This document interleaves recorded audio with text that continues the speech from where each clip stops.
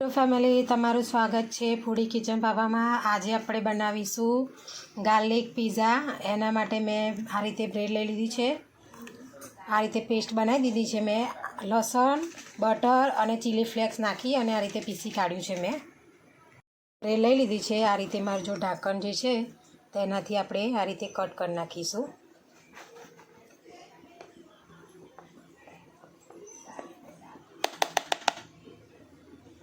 જો આ રીતે બ્રેડ આપણે બધી કટ કરી લેવાની છે।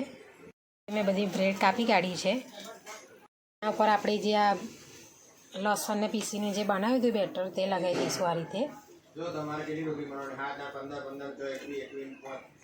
બધા પર લગાવી દઈશું આપણે બટરને। થોડું ચીલી ફ્લેક્સ આ રીતે નાખી દઈશું।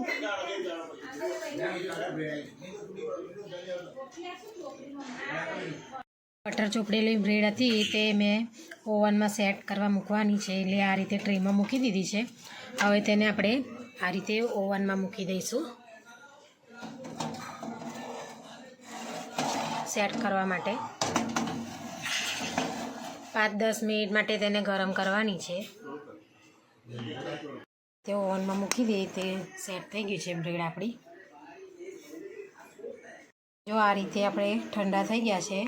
હવે તેની ઉપર આપણે આ રીતે ચીઝ મેં છીણી કાઢ્યું છે તે લઈશું। આ રીતે ચીઝ સજાવી દઈશું બધા ઉપર આપણે।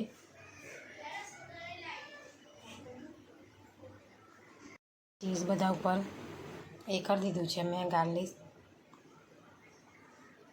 હવે તેના ઉપર આપણે આ રીતે કેપ્સિકમ મૂકી દઈશું। તેના પર થોડી આ રીતે ડુંગળી મેં જે કાપી છે તે મૂકી દઈશું આ રીતે।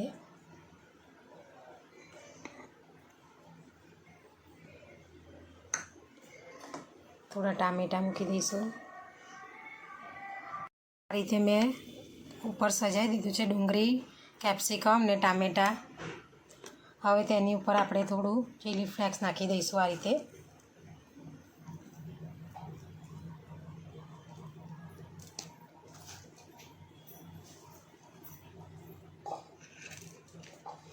હવે તેની ઉપર આ રીતે જે સિઝનિંગ આવે છે પિઝાનું તે નાખી દઈશું।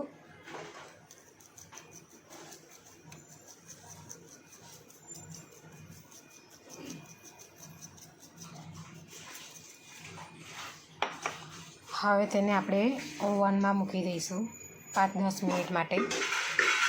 એને રેડી થઈ ગઈ છે આપણી પિઝા, ગાર્લિક પિઝા। હવે તેને આપણે સર્વ કરીશું। ગાર્લિક પિઝા આ રીતે રેડી થઈ ગયા છે મિની।